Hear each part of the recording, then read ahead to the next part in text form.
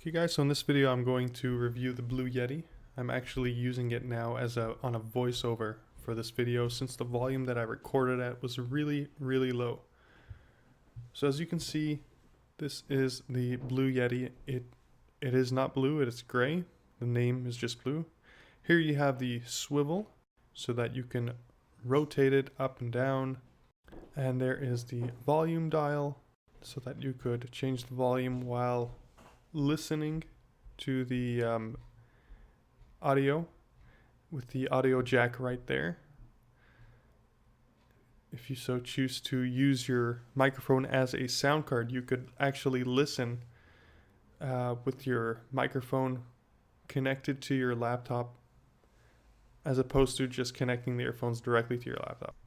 So there you have the gain dial, and beneath that you have the pattern dial that will control which microphones are turned on within the mic. You do have 3 microphones, and whichever one will turn on depending on the pattern that you use. Over there you see a chip, and that actually happened from the swivel being loose and the microphone hitting that particular place in the stand. And if you look below, you'll see, I'm trying to actually zoom in, you'll see 2 more of them. And that's the top of the microphone hit that. So I would recommend putting a piece of tape there. That's a huge tip for you guys if you plan on reselling this microphone. And I'm just demonstrating here how it actually happened. So if you plan on reselling this microphone, if you're one of those guys who likes to buy electronics, use them for a few months and then sell them on eBay or just online, then I'd recommend putting a piece of tape in those 3 areas, which will definitely chip because if you watch closely, this thing will slip from my hand and it will actually whack the bottom part of the where I'm actually showing you right now. So I would take a piece of tape and put it right there, going around even, and then in that area, that location there, and then that other chip area that I just showed you.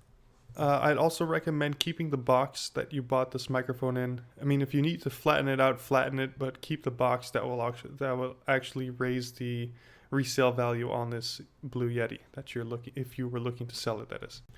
So the microphone is made out of a zirconium metal, I believe.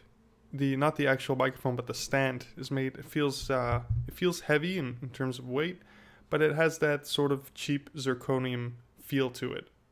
I don't know if you guys know what I'm talking about, but it's almost like that ceramic type of metal where if you break it, it breaks easily, and then you sort of see like a ridged, almost like, I guess, cement type of metal. The top is constructed of a stainless steel mesh. It has, I believe, 2 layers. I'm not sure what the shiny ring around that is. It looks and feels almost like metal. I'm not sure if it is metal or it is plastic. I'm leaning more towards the metal side.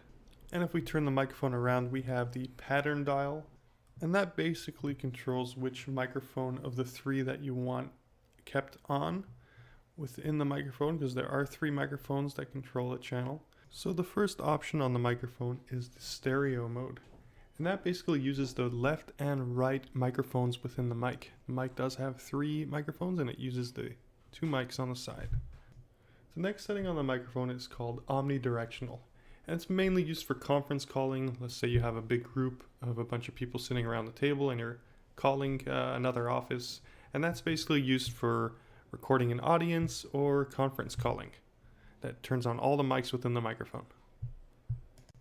Now the third option is cardioid mode, and that is the upside down heart. That is the mode that I'm using, and it records the sounds in front of the mic. And it's mainly for YouTube and podcasts. That is the mode that I'm using right now, and that only records the sound coming from the front of the microphone. And then you have the last option on the microphone, and that is called bidirectional mode. It records from the front and back. It's best suited for interviewing, so if you have another guy sitting in front of you and you're speaking to the mic, he would be able to speak back to the mic, and it would catch both voices as opposed to just having one mic turned on. And next I'm going to show you guys how I have the microphone plugged in and how I have it working. It is plugged in with the USB, and that is just directly plugged into my laptop there. as you can see.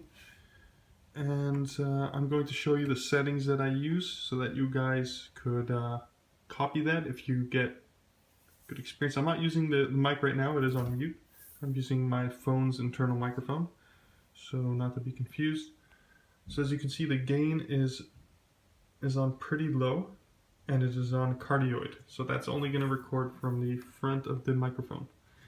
And now I'm going to show you which settings I use. So this is going to be raw audio from the Blue Yeti.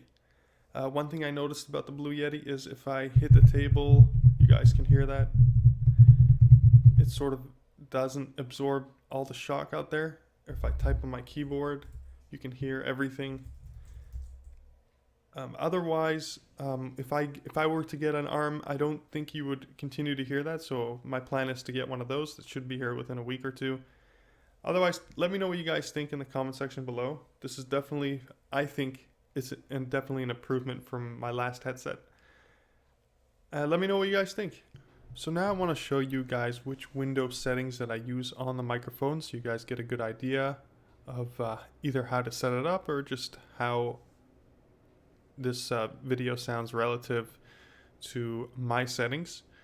So if you click on the sound, sound options and you click on the levels, you'll see that I have it set to really low, and that was actually saw somebody posted that on Reddit, so I did copy his settings, and shockingly that is actually how it works best for me personally. I mean, I did see YouTube videos where the guys put it up all the way to 50 to 70 and it sounded really crappy, like just all muffled and really, really loud. So it could be they just have better sound cards or better computers or whatever. I'm using a HP Envy 14 first generation, so it could be that has something to do with my performance. But anyway, those are my settings for this microphone. If you guys like this video, give me a thumbs up, and I will see you guys in my next video.